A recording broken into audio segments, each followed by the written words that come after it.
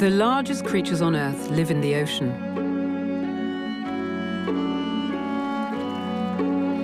Their sheer size has always triggered our imagination.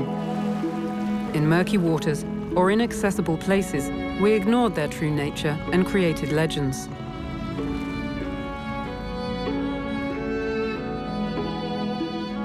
Today, scientists try to understand them, to go beyond the myths. But stranded or fished creatures offer a poor glimpse into their world. So how can we decipher their underwater secrets without altering their behavior? Venturing below the surface is a first step into a different world. One man has dedicated his life to this quest. He offers marine biologists around the world a unique way of approaching the animals they study. He freedives. This aquanaut travels beneath the surface, using only the air trapped in his lungs. I suggest the encounter, but the initiative comes from the animal. He approaches the giants of the sea to photograph, identify, or tag them.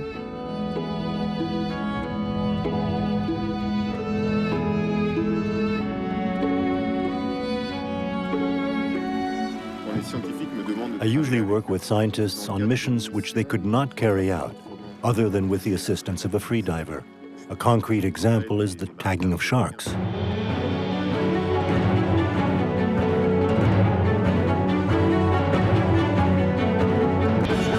For scientists, he has become the eyes of the big blue. But what led him there? Who is this link between myth and knowledge? Can he reconcile us with our ancestral fears of the unknown?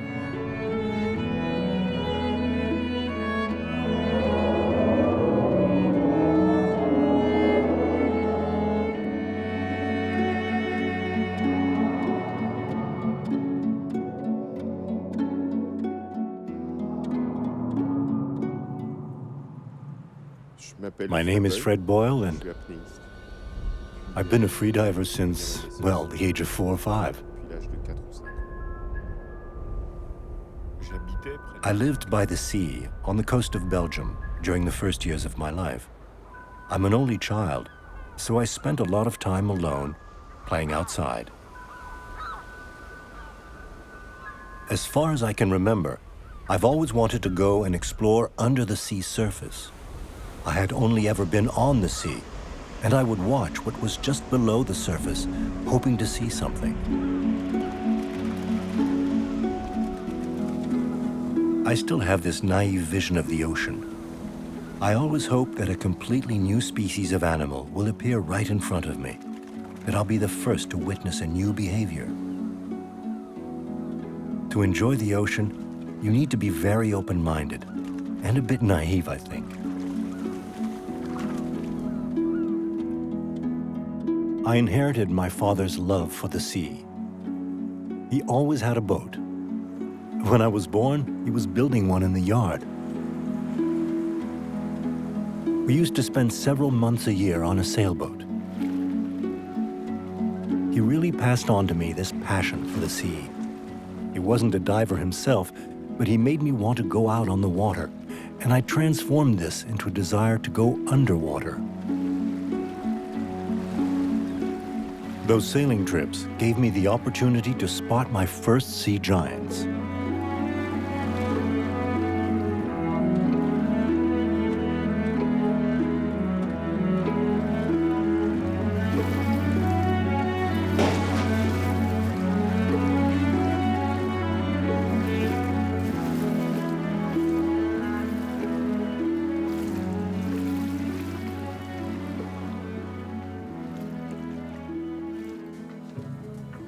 I quickly turned to books to get more information, even before I could read.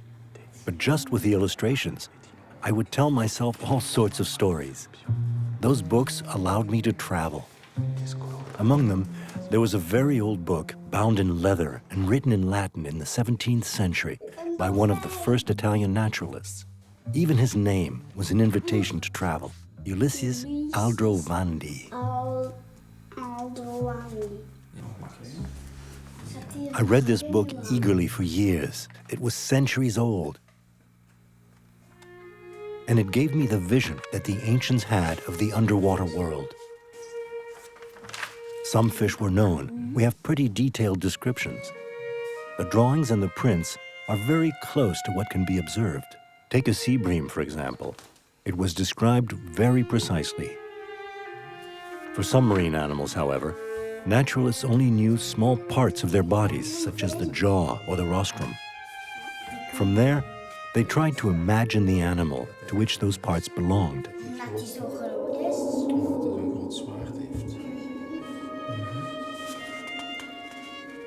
That's how we ended up with a bestiary of supernatural creatures and animals looking very different than they do in reality.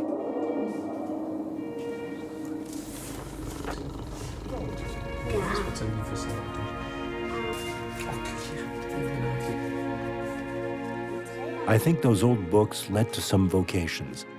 They enabled men to master their fear of the sea and inspired them to go out and unveil its mysteries. That's what the Aldrovandi did to me. It set me dreaming. In Belgium, imaginary monsters have always been part of the landscape.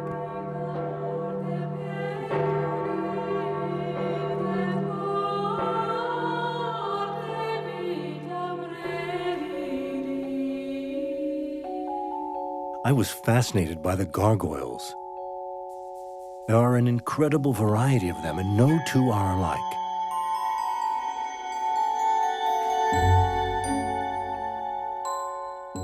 A legend even says that the gargoyles start screaming when evil approaches.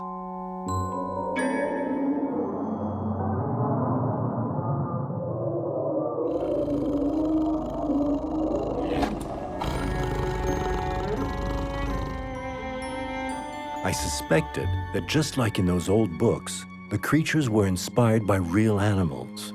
But as Belgium was no longer a wilderness, these creatures necessarily came from the sea.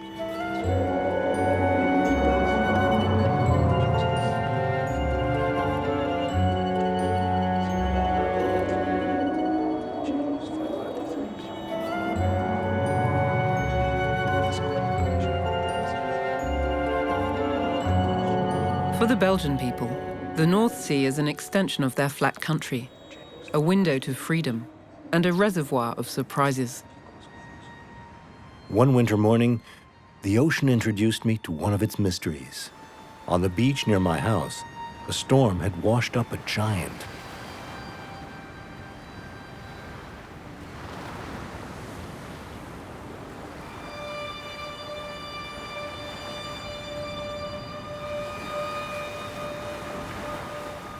I had never imagined I could come that close to a whale. No recent book explained the stranding of whales. Yet my old bestiary mentioned them.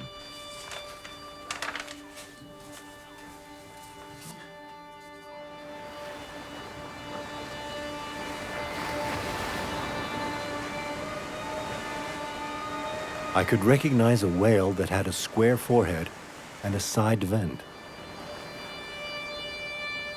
Just like in the illustration, it only had teeth in its lower jaw.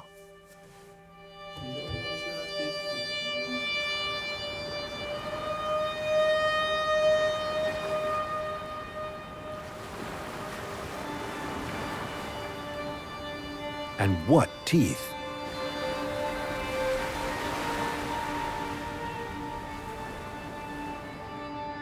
My book called it the Monsterous Whale. Later on, I learned that it was called a sperm whale and that it dived very deep. Its skin was covered with mysterious round-shaped scars. These were like hieroglyphs that needed to be deciphered.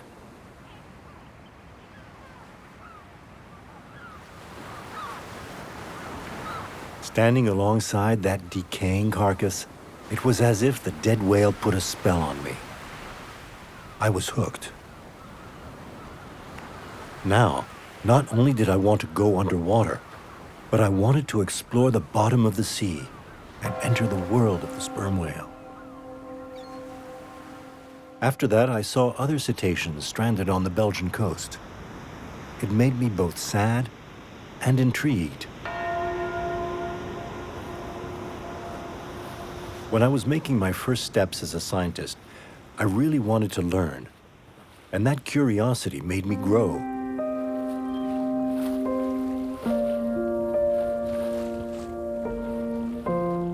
Over the years, my father's sailboat would venture further and further out to sea.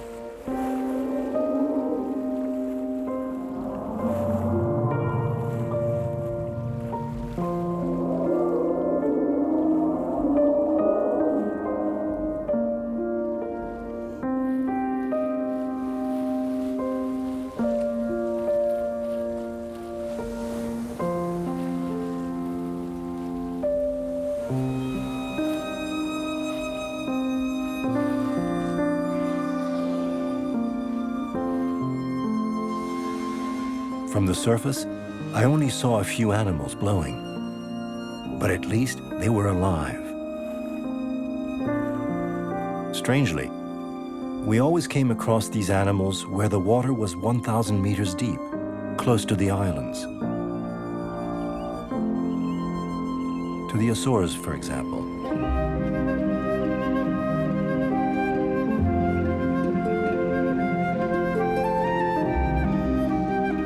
During our long travels, each stop was an opportunity to understand how men interacted with their environment, how they exploited its wealth. The Azores are indeed a rich land. Sperm whales are part of the culture.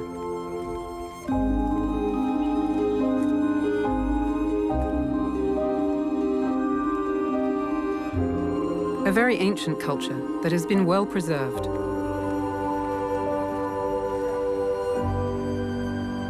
Sperm whales, fishing, and volcanoes, that's their identity.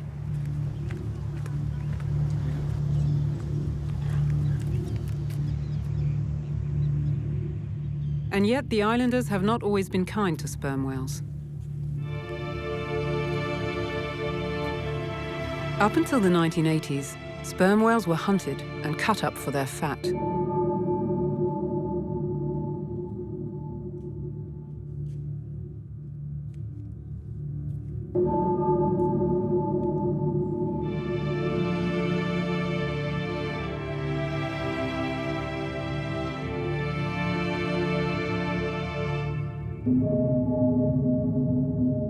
Since then, oil and public opinion have transformed these whaling stations into museums. The hunters have become gamekeepers and naturalists. They found out that sperm whales eat huge squid, and sometimes found them dying on the surface. The suction marks on their skin, that could be from them. To find out, I had to go below the surface.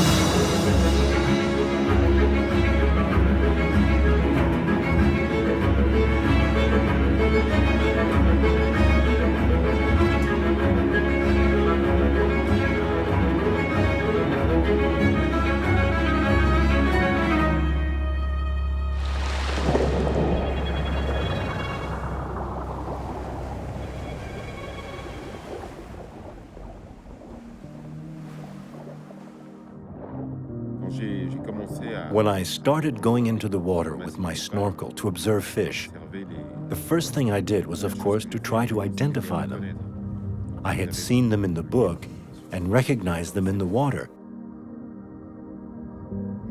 But what was different was their behavior.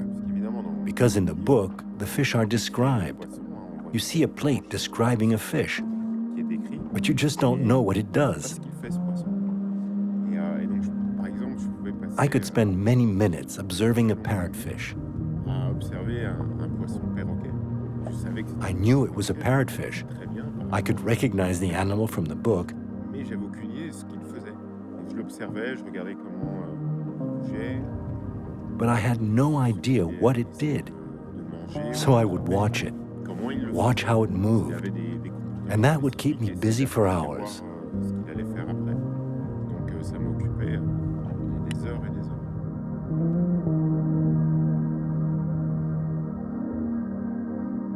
Ces animaux qui étaient Those animals that were flat and well described in the book, very nicely drawn, they would come to life.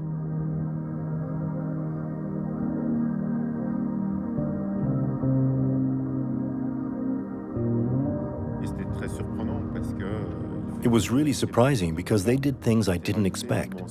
So that added a whole dimension to the animal.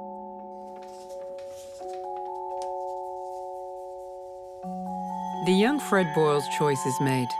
His life will be dedicated to the underwater world and its creatures.